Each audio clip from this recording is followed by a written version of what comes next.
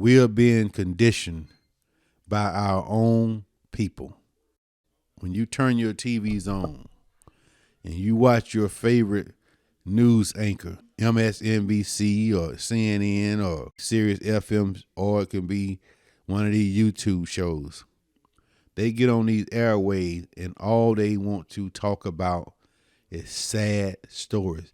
Continue the sadness that these white Caucasians have always put inside of our minds. We are the problem. We are the ones that always on the bad end of everything. We are always first when it comes to something bad, and we are always last when it comes to something good.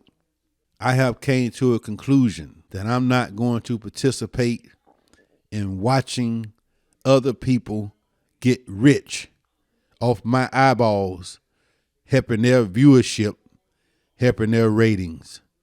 When these white and black news people in the media, whether it's radio, talk show, podcast, whatever it is, they go home to comfort.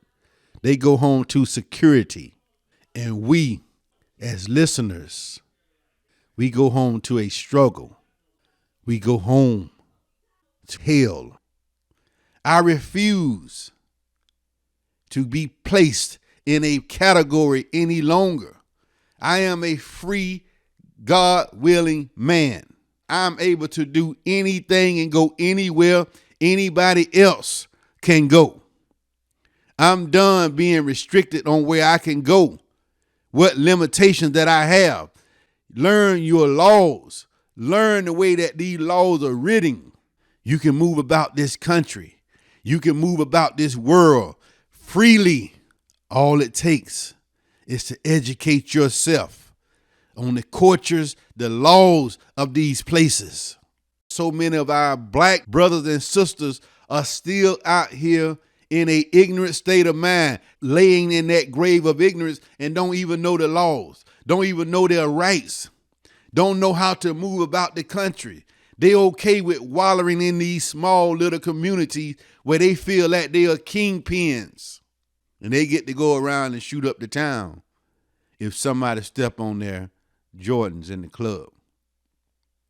We found ourselves in the hills of North America. This is where our faith brought us.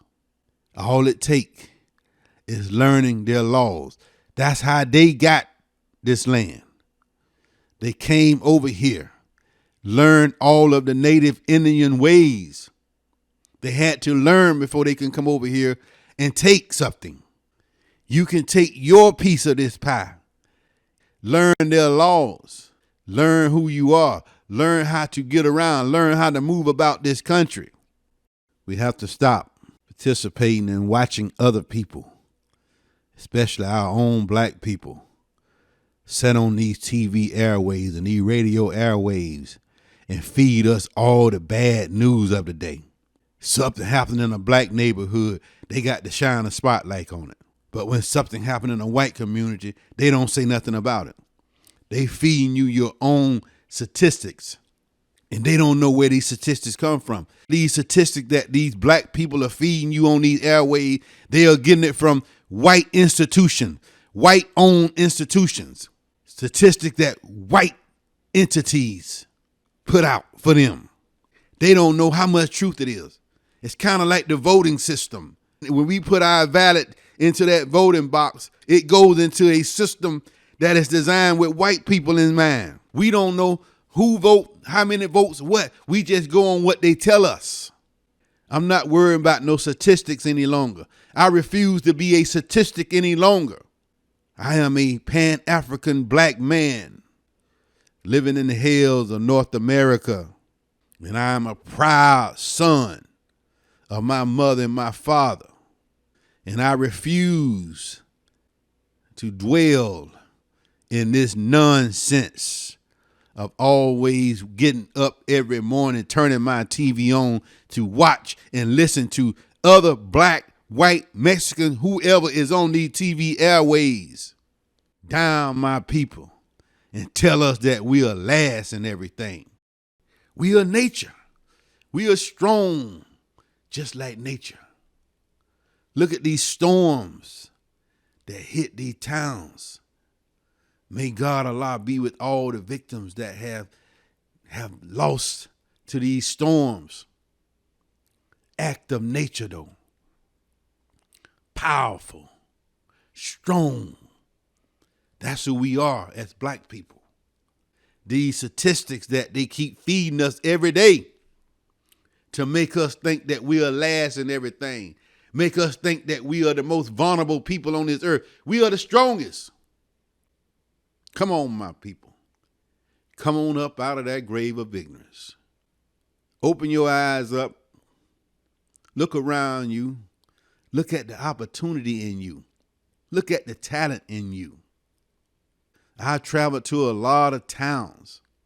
I've been in a lot of facilities, and everywhere that I have went, I have seen very talented black men, very talented and gifted black women. They just didn't have the brains to match the God-given talent that they had, because our thinking ability was cut off with drugs, with alcohol, with diseases. It stopped our growth mentally. It didn't stop our growth physically. We've always been the strongest being on this earth. My black man and my black woman, I urge you, come up, open your eyes, stop getting up every day, relying on a TV show to get you through the day, relying on news that these rich, wealthy, black, listen to me carefully, yes, I said it, black TV, radio personalities, white, Puerto Rican, no matter what they are, if they're on these airways feeding you sad news, they're going home to a nice house up on a hill somewhere. And I'm calling on all expectant mothers, fathers who is expecting new babies. You have a chance to create a new generation that is much more needed. But it starts with the birth of the child. All that pain that we have experienced in the past, we can put that pain to rest if we start our newborn babies free of addiction, meaning that mother who carried that baby in your womb for 9 months. Do your research on everything that you put in your body so your child can come up in a natural state of mind, not in a disease, addicted state of mind. How you live your life, how you think, how you move about this earth, that is how you create your heaven or your hell. We was told when we was growing up, heaven was in the sky, hell was in the bottom, in the ground. Everything that we need on this earth come from down in the earth. How do you know heaven is in the sky? You ain't never been that far up in the sky, no further than what a plane can take you. So you don't know what's up there, but we know what's coming up out of this ground. This is a new day, my family. And I refuse to wallow in any more of this garbage that our own black brothers and sisters are putting out here on these airways, giving us sad stories every day. There's sad stories in the white community. There's sad stories in the Latino community. There's sad stories in the Asian communities. Why do everything has to revolve around the black community? There's more white people getting shot and killed by cops than black people. It's just, we are the news. They're generating money from killing us. They shoot a black man, they nationalize it, they put it all over the media. Even our own black people get all on TV and they get on the radios and say all this stuff. They're not going to go out there and march and rally with you. They just going to set up in their little offices and these little nice chairs and talk about it. Once they get it generating and get everybody riled up, then come the riots, the looting, all the officers who working overtime, benefits. All the jails get full. with black people going to jail, feeding the system, ruining their lives. I want to thank God for my mother. I want to thank God for my father. I want to thank God for bringing a man amongst me in my life, Malcolm X, Dr. Khaled Muhammad, Minister Louis Farrakhan. I want to thank God for their teachings. And I want to also ultimately thank God for my homie from right there in Central Georgia, Summerville, Georgia, the Honorable Elijah Muhammad, for coming amongst Malcolm, Minister Louis Farrakhan, Dr. Khaled Muhammad, and giving them the knowledge to bring down to me. My eyes have been opened. Honorable Elijah Muhammad was telling us this back in the 60s, to separate, stop being a statistic, stop being whitewashed by their newscasts, stop listening to these white people. This is what the Honorable Elijah Muhammad was telling us back in the 60s. I advise you, whoever hear the sound of my voice, find your heart, find your soul, find your spirit, find that African spirit that lies within you. Find that God-like spirit that is in you.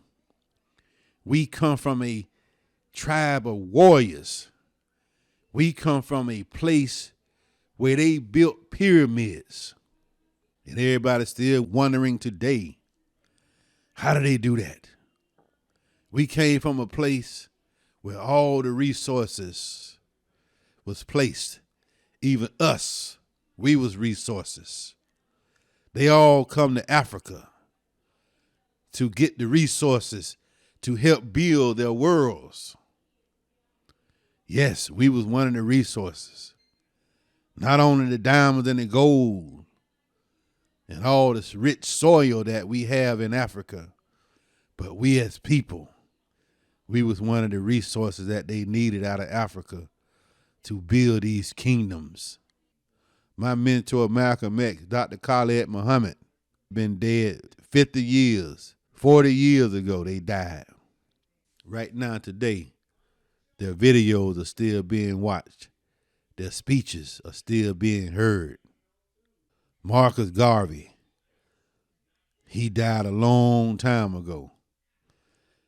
He's all in schools. He's all in institutions. Denmark Vesey, Nat Turner. We still remember those names. If you stood for something, God will put it on the minds of the people. Jesus Christ stood for something. Jesus Christ did not stand for what we was told he stood for.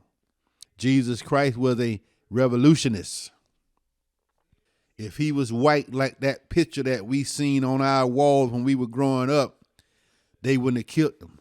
Look at their pattern today. They only kill black people. They don't kill their own. Not just randomly kill them.